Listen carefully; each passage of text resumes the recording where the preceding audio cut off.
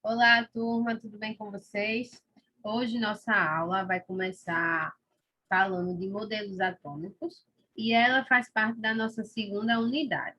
Iniciaremos com o professor Idálio, falando sobre o que a gente estudou anteriormente até chegar aqui e posteriormente vamos falar dos modelos atômicos. Olá, professor Idálio. Professora Juliana, tudo bom? Tudo bom, turma? Então, vamos falar um pouquinho sobre os modelos atômicos, né? Início da nossa unidade 2. Mas antes disso, bora relembrar um pouquinho sobre o que a gente viu na unidade 1, que foi a questão da matéria, né? Então, o que é a matéria? Então, a gente já viu que matéria é tudo aquilo que tem massa e que ocupa lugar no espaço. Como, por exemplo, o ar que a gente respira, né? O ar é um exemplo de matéria. E o ar é uma mistura, a gente sabe que é uma mistura de diversos gases, como o gás oxigênio, o gás nitrogênio, o gás carbônico. Tudo que forma a atmosfera, né, é o que a gente chama de ar, que é uma matéria. Assim como o solo, né? O solo, a terra que a gente pisa, né? O solo é uma mistura de diferentes minerais, como areia, calcário, argila, humus, né, que é a parte de decomposição da matéria orgânica. Então, tudo isso forma o solo, e o solo é um exemplo de matéria. Então, o que é que elas têm em comum? O ar, o solo, né, o celular, uma caneta, né, o caderno da gente. Então, tudo isso é matéria. Então, o que é que que a matéria tem em comum? Será que eles têm algo em comum? E do que é formado todas as matérias? Então, vamos ver a resposta dessas perguntas. Então, elas têm, sim, algo em comum. Todas as matérias têm algo em comum, sim. E o que é que elas têm em comum? Átomos. A formação, né, por átomos. Tanto o ar, quanto o solo, a água, né, tudo é formado por átomos. Tudo isso veio a partir, né, de teorias. Então, na ciência, né, tanto na biologia, na química, na física, a ciência ela é formada, né, por teorias. Então, as teorias elas são criadas para explicar um fenômeno. Então, como surgiu a vida? Qual foi o primeiro ser vivo? Como surgiu um átomo?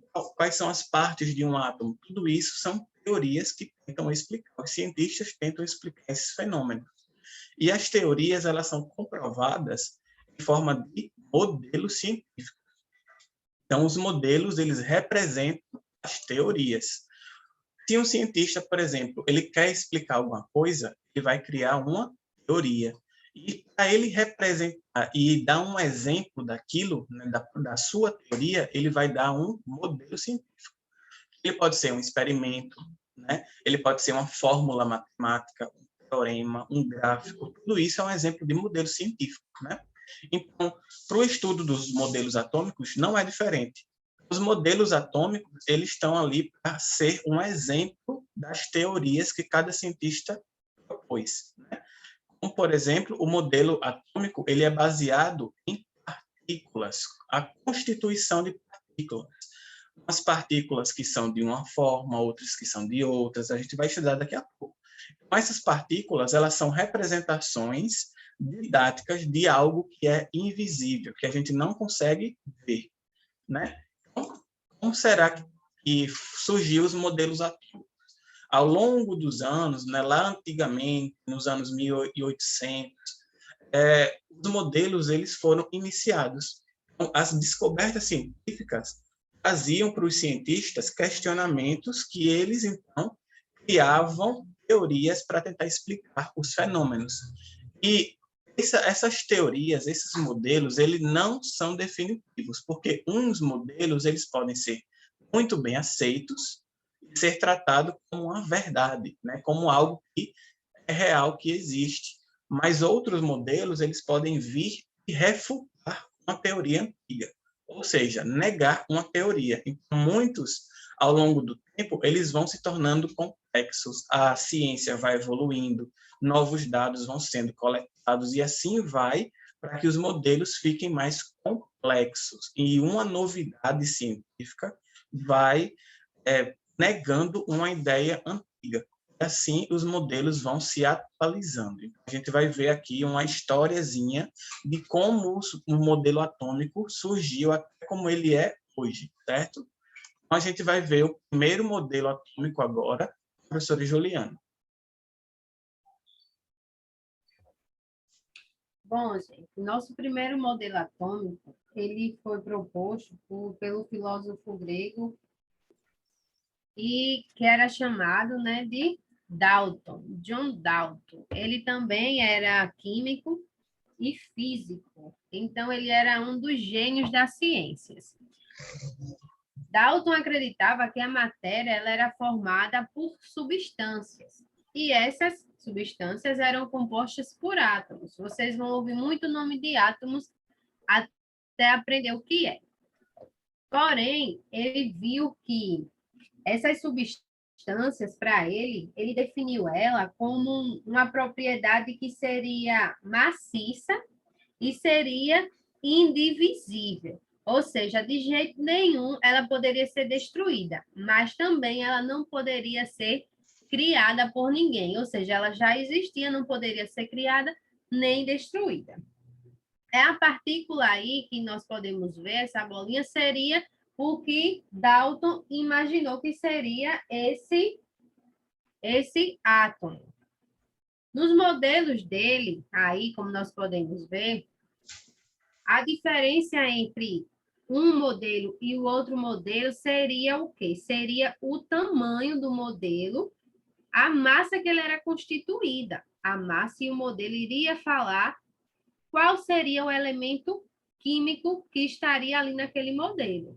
Ou seja, o átomo que tivesse mesma massa e mesmo tamanho seria o mesmo elemento químico, um elemento químico específico. Então, ele criou símbolos para alguns elementos, que são os que a gente está vendo aí em cima, como exemplo, o oxigênio, o hidrogênio, o nitrogênio e o carbono. Para Dalton, o que valia? Que o átomo ele era o quê? Uma partícula maciça e indivisível, que não podia ser criada e nem destruída, e que átomos iguais tinham a mesma massa e mesmo tamanho. Ou seja, aquele átomo que tivesse mesma massa e mesmo tamanho seria um elemento químico específico. Esse é o modelo de Dalton. Nosso próximo modelo, ele é o modelo do pesquisador Thomson, chamado Joseph Thomson. Ele realizou alguns experimentos porque ele não acreditava na teoria de Dalton. Então, ele queria refutar essa teoria do modelo atômico de Dalton. Porque para Thomson, o átomo ele não era indestrutível. Então, ele fez pesquisa para refutar essa teoria de Dalton. O que ele fazia, né, no seu laboratório, ele fazia alguns experimentos de descargas elétricas, usando um equipamento que era chamado de tubo de raios catódicos.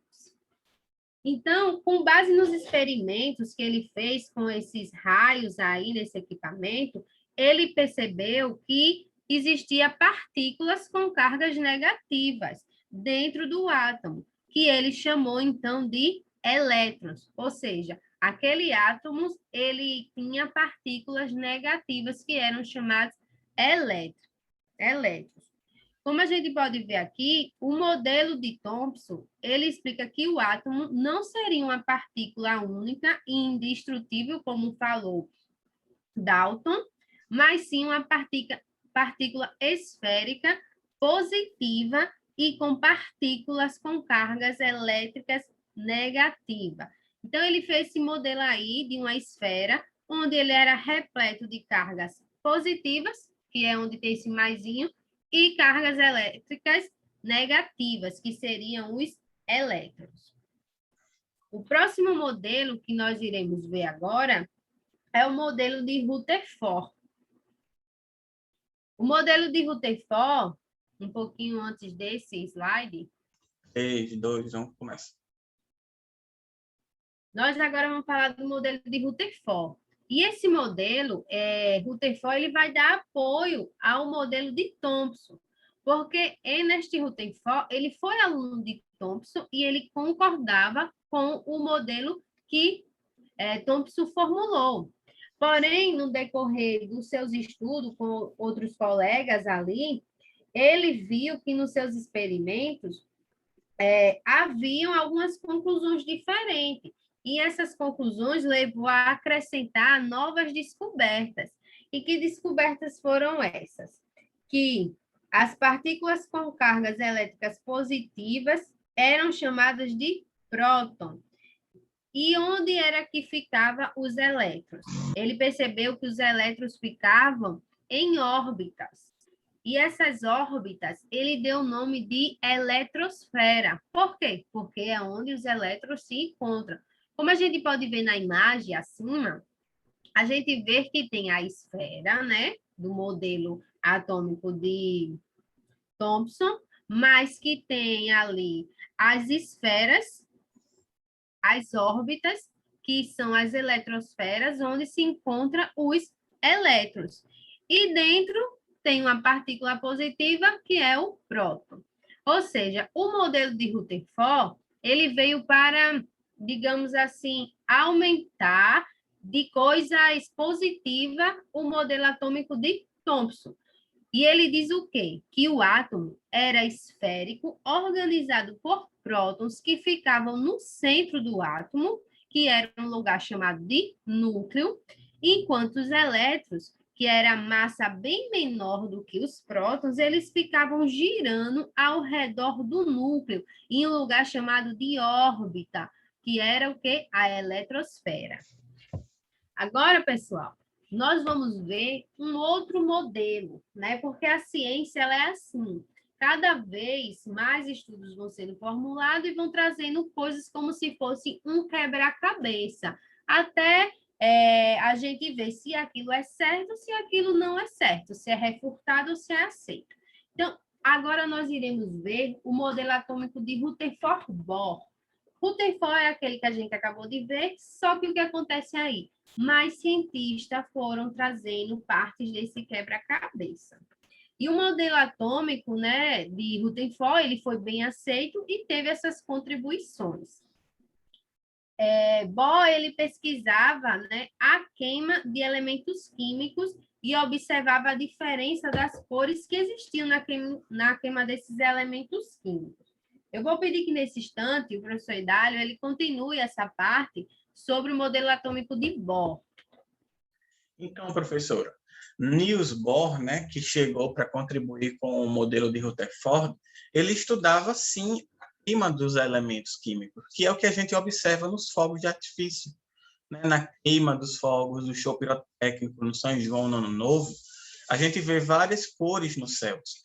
Então, essas cores, cada uma delas, não é simplesmente por causa de tinta, de cores assim, mas é por causa da característica do próprio elemento químico. Então, se a gente vê um estouro vermelho, laranja, azul, é de um elemento químico específico que está sendo queimado. E Niels Bohr estudava isso. Então, Bohr, junto com Rutherford, eles propuseram algumas novidades científicas para o modelo atômico. Ele viu que os elétrons eles estavam em diferentes camadas. Aquelas órbitas eram específicas para cada um dos elétrons. Que cada camada de elétron possuía um nível de energia. Porque Bohr percebia que quando um átomo ele ganhava energia ou liberava energia, tinha a ver com os saltos que os elétrons davam entre uma camada e outra. Então, ao absorver energia ou a liberar energia, os átomos, então, saltavam de uma camada para outra. Por isso que ocorriam aquela cor diferente para cada um dos elementos químicos, né? Então, outros cientistas, como, por exemplo, James Chadwick, ele também trouxe outras contribuições para o modelo, né? Chadwick ele descobriu uma nova partícula que era constituída no átomo, uma partícula com carga neutra.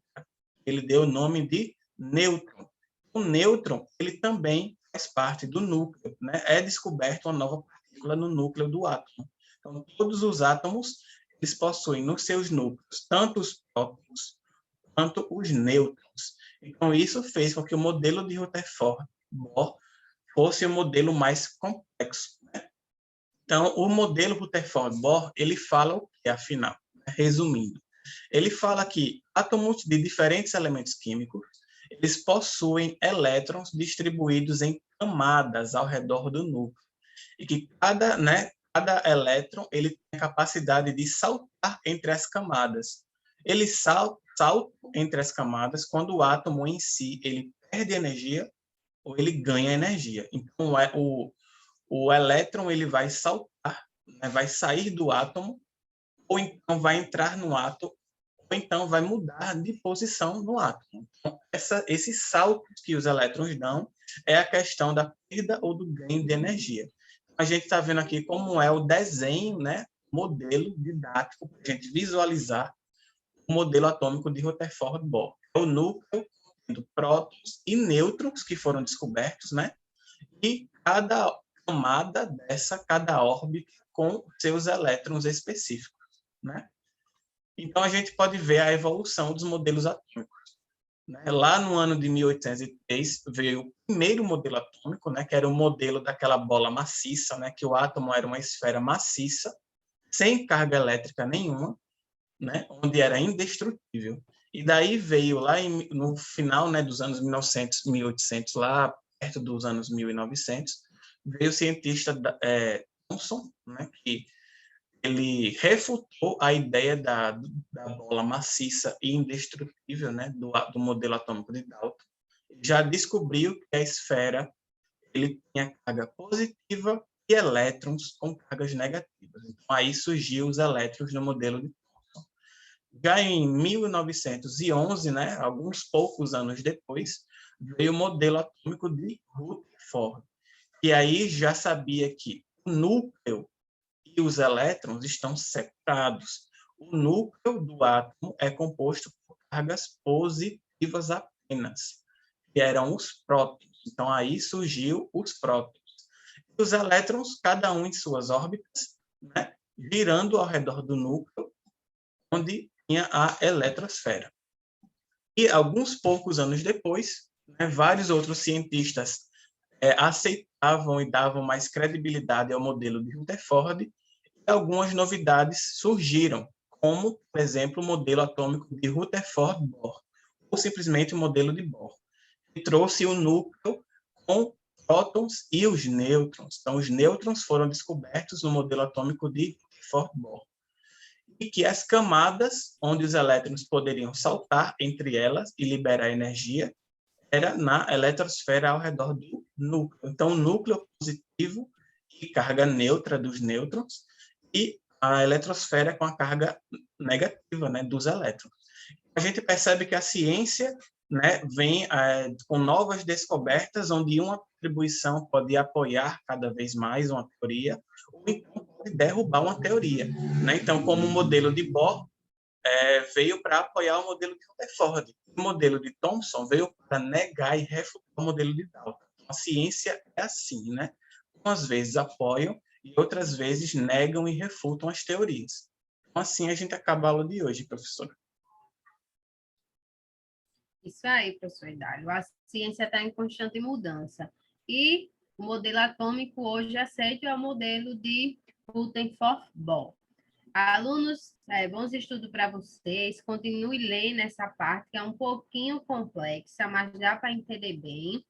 Qualquer dúvida, entre em contato comigo pelo WhatsApp para a gente tirar essas dúvidas e até a próxima aula.